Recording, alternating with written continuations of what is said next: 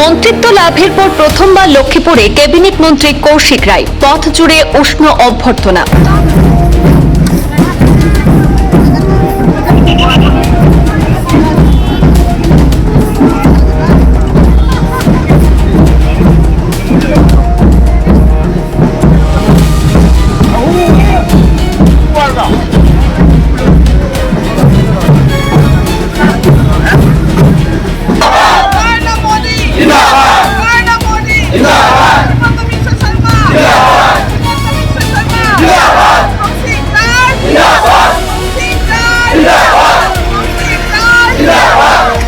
মন্ত্রিত্ব লাভের পর প্রথমবার নিজ বিধানসভা কেন্দ্র লক্ষ্মীপুরে পদার্পণ করলেন আসাম সরকারের ক্যাবিনেট মন্ত্রী কৌশিক রায়। তার আগমনকে ঘিরে দিনভর উৎসবের আবহে মেতে ওঠে গোটা লক্ষ্মীপুর বিধানসভা এলাকা। আজ মন্ত্রী কৌশিক রায় নিজ বিধানসভা কেন্দ্রে উপস্থিত হওয়াতে দলীয় কর্মী সমর্থকরা শিলচর থেকে লক্ষ্মীপুর মণ্ডল কার্যালয় পর্যন্ত জায়গায় জায়গায় কনভয় থামিয়ে পুষ্প বৃষ্টির মাধ্যমে উষ্ণ সংবর্ধনা জানানো হয় কৌশিক রায়কে।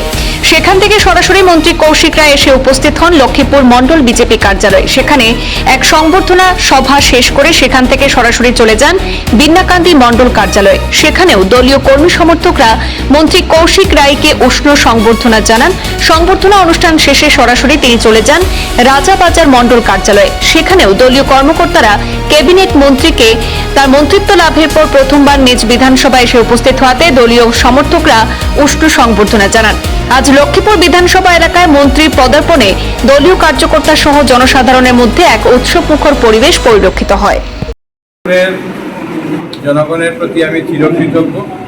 দ্বিতীয়বারের জন্য আমাকে বিধায়ক হিসাবে বিপুল ভোটে এখান থেকে নির্বাচিত করেছিলেন। আর মাননীয় মুখ্যমন্ত্রী ডক্টর হিমন্ত বিশ্ব শর্মা মহাশয় ওনার দুবারের এই কার্যকালে দ্বিতীয়বারের কার্যকালে আবার দ্বিতীয়বারের জন্য আমাকে মন্ত্রী হিসেবে দায়িত্ব দিয়েছেন। আগামী দিনে লক্ষ্মীপুরের উন্নয়নের জন্য, আসামের উন্নয়নের জন্য তৎপরতার সঙ্গে কাজ করব। এই এলাকার বিধায়ক হিসেবে যে কাজগুলি প্রয়োজন আছে, নাগরিকদের যে দাবিগুলি আছে সেগুলি সমাধান করব এবং যে বিভাগ তিনটি মন্ত্রী হিসেবে দায়িত্ব পেয়েছি, তিনটা বিভাগে পুরো আসামের নাগরিকদের জন্য, আসামের উন্নয়নের জন্য কাজ করব। আপনি সপ্তাহে খুশির খবর দেওয়াটো বহুত কঠিন কাম। এখানে মহাদিনত পরিকল্পনা করে একটু কাম।